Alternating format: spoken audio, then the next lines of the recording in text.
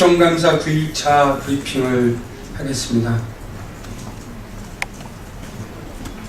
우선 도를 넘는 박근혜 정부의 국감 방해 행위에 대해 다시 한번 강력히 경고를 하는 바입니다.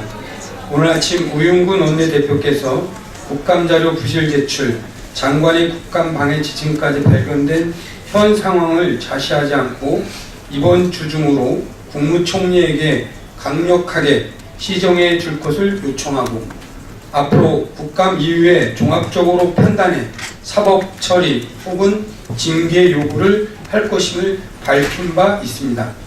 남은 절반 정도의 국감 기간 동안 박근혜 정부는 오늘 하루만 버티면 된다는 마음으로 국감에 임할 것이 아니라 국회의 자료 요구에 대해 법률에 따라 성실하게 자료를 제출해 국정을 바로 세우고 국민을 위한 정책 제안이 활성화되는 국감이 될 수 있도록 해야 할 것입니다.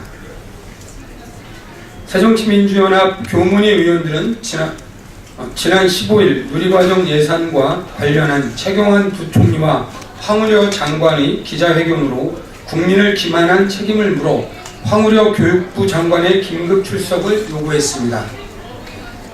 지난 9월 3일 전국 지방 정부단체장들은 중앙정부가 부담해야 할 복지 비용을 지방에 떠넘겨 지방정부가 파산 위기에 처해 있다며 박근혜 정부의 대책 마련을 강력하게 촉구한 바 있습니다.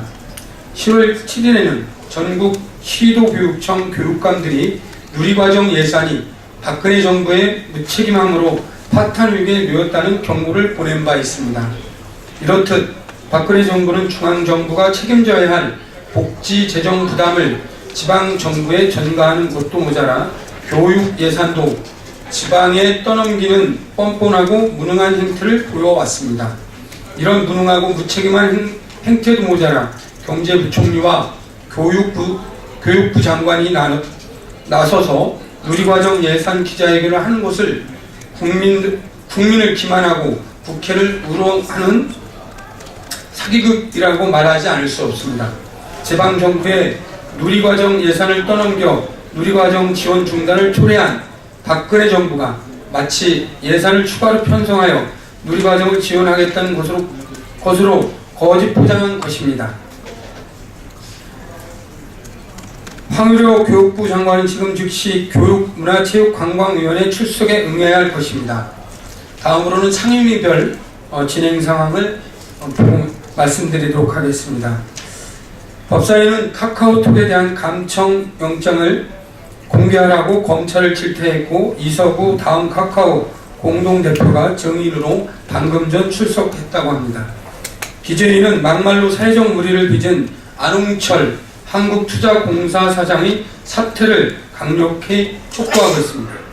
한노위는 노후 상하수도관 누수로 인한 토사 유출과 상층 지반 붕괴 현상 실험을 환경공단과 함께 실시하였습니다.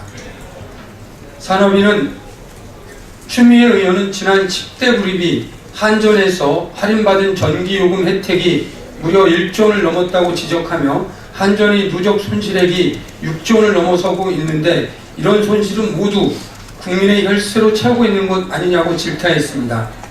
우리 새정치민주연합은 에너지 빈곤층에 대한 지원 확대를 공식적으로 요구합니다.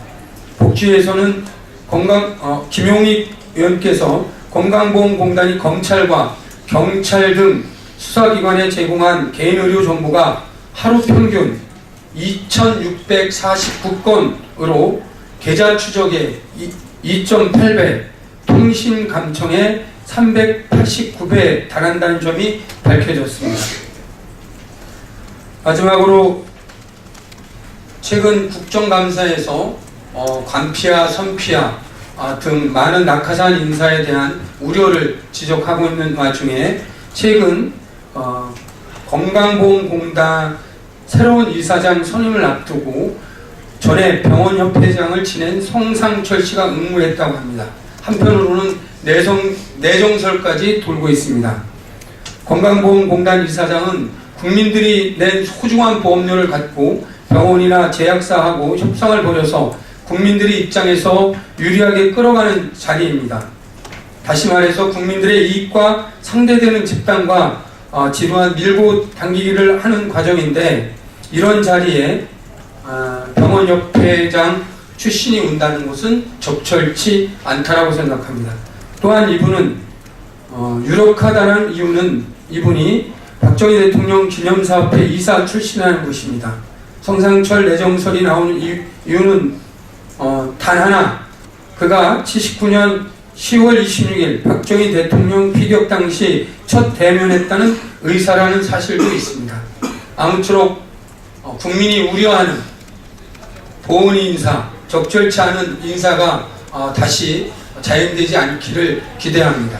이상입니다.